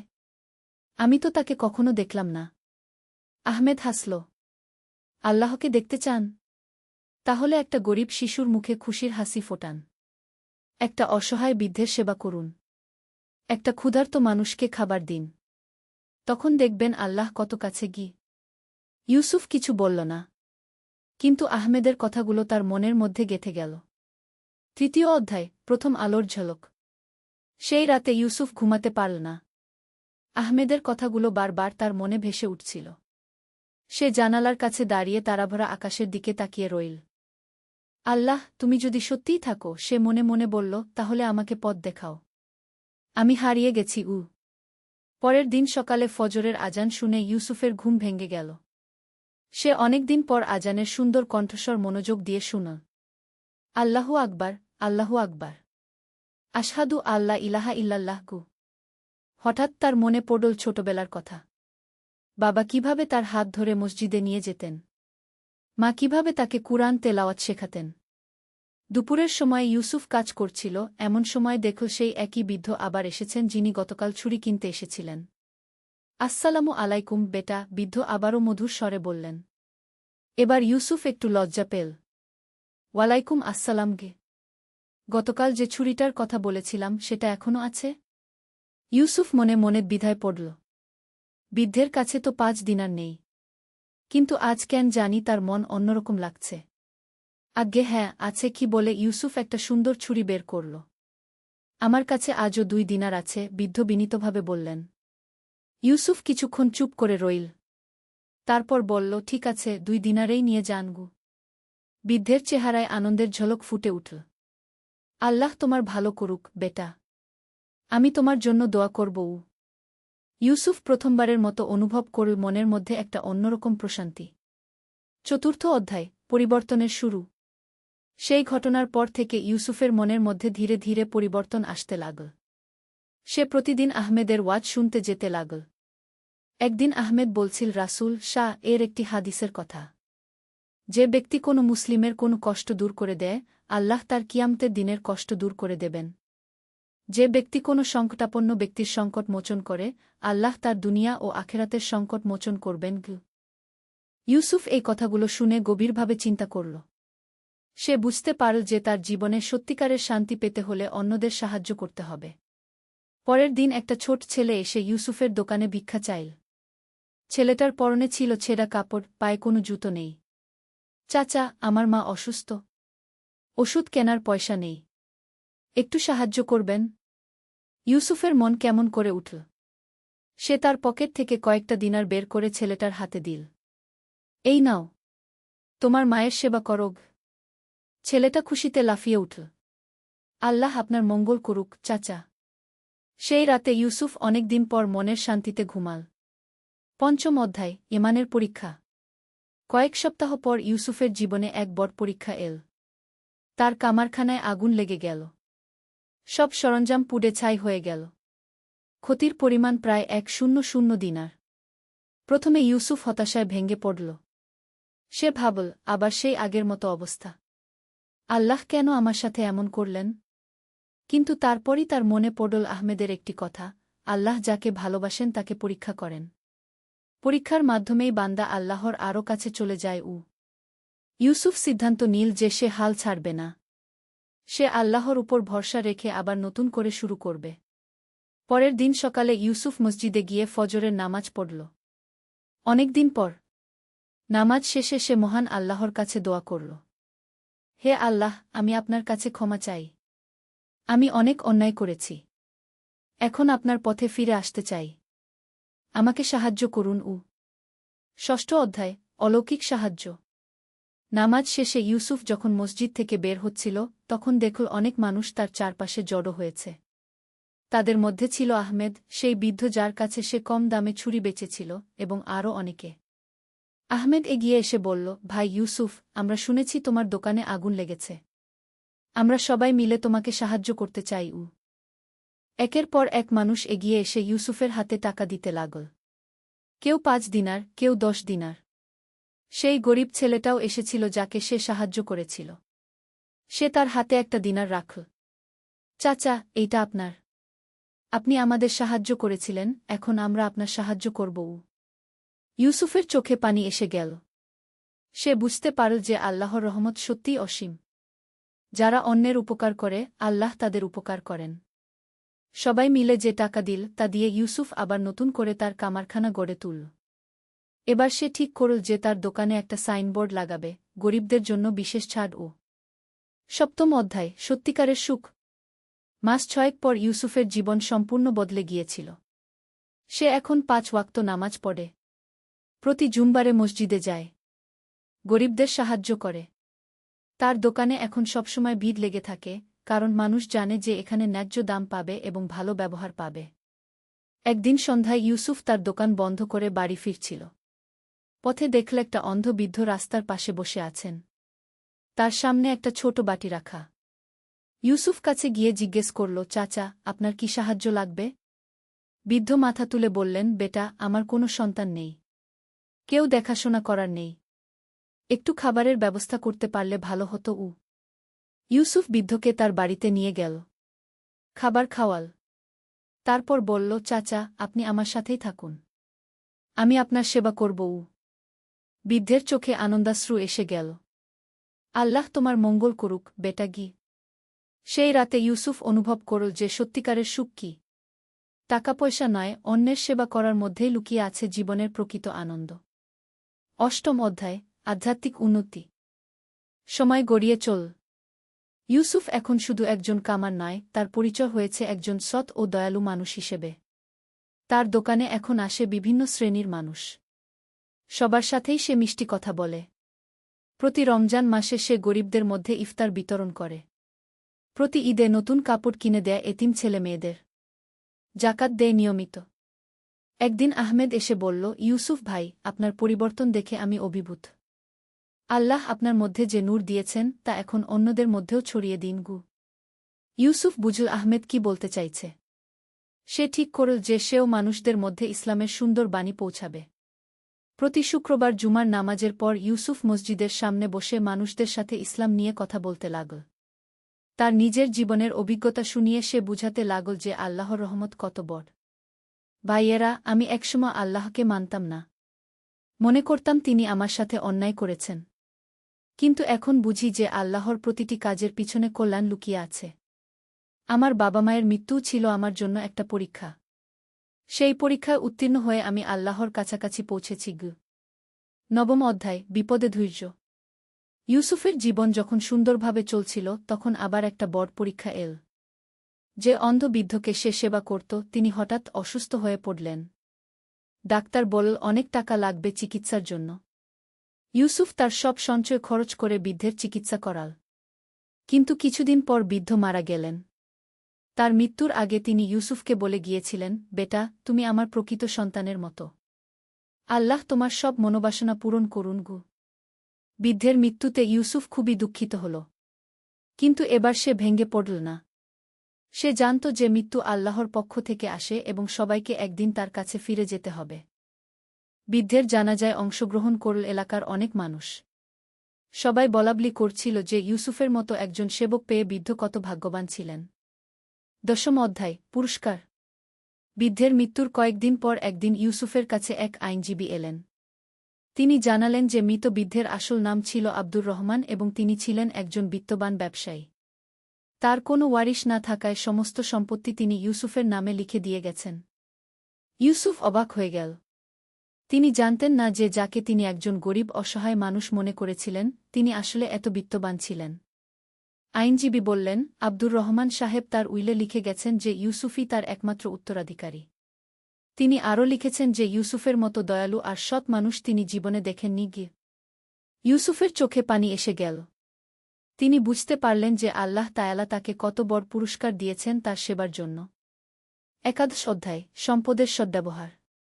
এই অপ্রত্যাশিত সম্পত্তি পেয়ে ইউসুফ প্রথমে কিছুটা দ্বিধায় পড়ে গেলেন। তিনি ভাবলেন, এত টাকা দিয়ে আমি কি করব? আমার তো সাদাসিধা জীবনযাত্রাতেই খুশি গু। সেই রাতে তিনি তাহাজ্জুদের নামাজে দাঁড়িয়ে আল্লাহর কাছে পথ চাইলেন। হে আল্লাহ, আপনি আমাকে এই সম্পদ দিয়েছেন।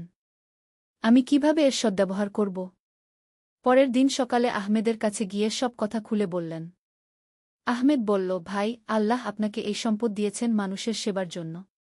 এই টাকা দিয়ে আপনি আরও বেশি মানুষের উপকার করতে পারবেন।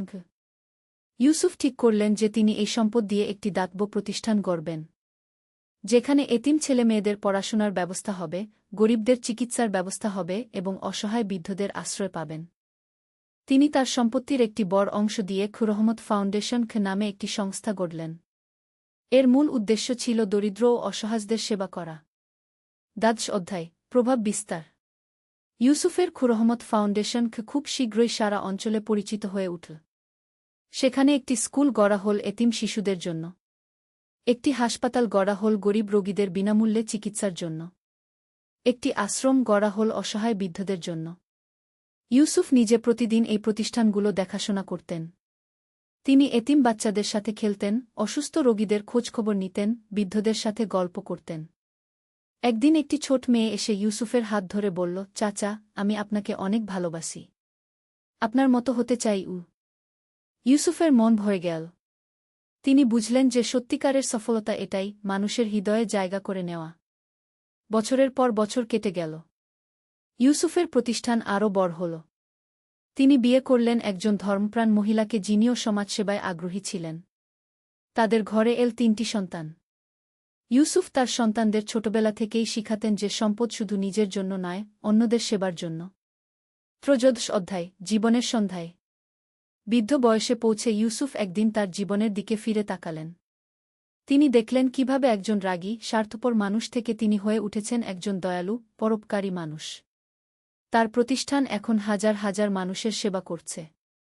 শত শত এতিম শিশু পড়াশোনা করে সমাজের কল্যাণকর সদস্য হয়ে উঠেছে। অসংখ্য রোগী সুস্থ হয়েছে। অগণিত অসহায় মানুষ আশ্রয় পেয়েছে। একদিন তিনি মসজিদে বসে কুরআন তেলাওয়াত করছিলেন।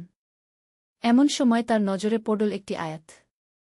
এবং যারা আল্লাহর পথে তাদের সম্পদ ব্যয় করে, তারা যেন এক শস্যের মতো যা 7টি শীষ দেয়, প্রত্যেক শীষে 1 দানা।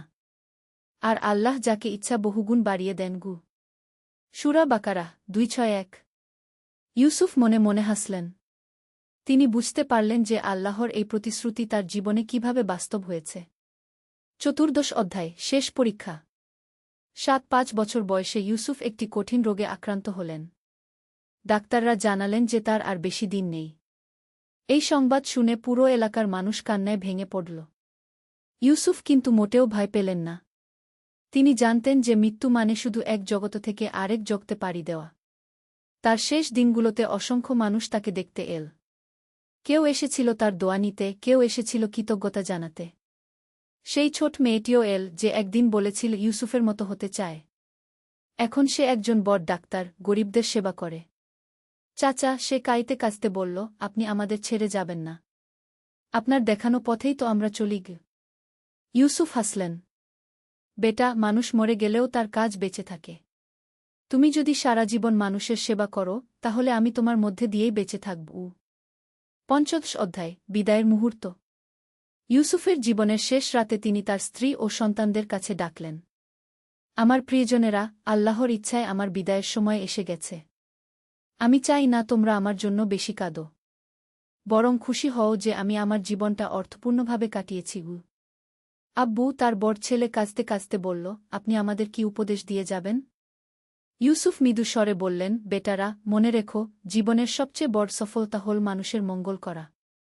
টাকা পয়সা, খ্যাতিয়শ সব একদিন শেষ হয়ে যাবে। কিন্তু তুমি যদি কারো মুখে হাসি ফোটাও, কারো কষ্ট দূর করো, তাহলে সেই নেকি আখেরাতে তোমার কাজে আসবে। আর আরেকটি কথা, কখনো আল্লাহর উপর থেকে ভরসা হারিজো না। যত বড় বিপদেই পড়ো, মনে রেখো আল্লাহ তোমার সাথে আছেন। তিনি তোমার চেয়ে তোমার ভালোটা ভালো জানেন। সেই রাতেই ফজরের আজানের সাথে সাথে ইউসুফ তার প্রভুর কাছে ফিরে গেলেন। তার মুখে ছিল প্রশান্তির হাসি। উপসংহার: অমর হয়ে থাকা। ইউসুফের জানাজায় অংশ নিয়েছিল হাজার হাজার মানুষ। রাজা প্রজা, ধনী গরিব সবাই এসেছিল তাকে শেষ বিদায় জানাতে। তার মৃত্যুর পরও রহমত ফাউন্ডেশন তার আদর্শ অনুযায়ী চলতে থাকল। তার সন্তানরা তার পথেই হাঁটল। আজ ২০ বছর পর যখন মানুষ ইউসুফের কথা বলে, তখন বলে এভাবে, ইউসুফ সাহেব ছিলেন আল্লাহর এক বিশেষ বান্দা। তিনি প্রমাণ করে গেছেন যে সত্যিকারের মুসলিম কেমন হয়। তার জীবন থেকে আমরা শিখি। ১. তবার দরজা সবসময় খোলা। ইউসুফ প্রমাণ করেছেন যে যত বড় পাপী হোক, আল্লাহর কাছে ফিরে আসার সুযোগ সবার আছে। ২. অন্যের সেবায় নিজের কল্যাণ। যত বেশি অন্যের উপকার করবেন, আল্লাহ তত বেশি আপনার উপকার করবেন। ৩. বিপদে ধৈর্য। জীবনে বিপদাপদ আসবেই। কিন্তু ধৈর্য ও আল্লাহর উপর ভরসা রাখলে সব কঠিনতা কাটিয়ে ওঠা সম্ভব। ৪. সম্পদের সদ্ব্যবহার। আল্লাহ যে সম্পদ দেন, তা শুধু নিজের ভোগের জন্য নয়, অন্যদের সেবার জন্যও। ৫. নেক আমলের দীর্ঘস্থায়ী প্রভাব।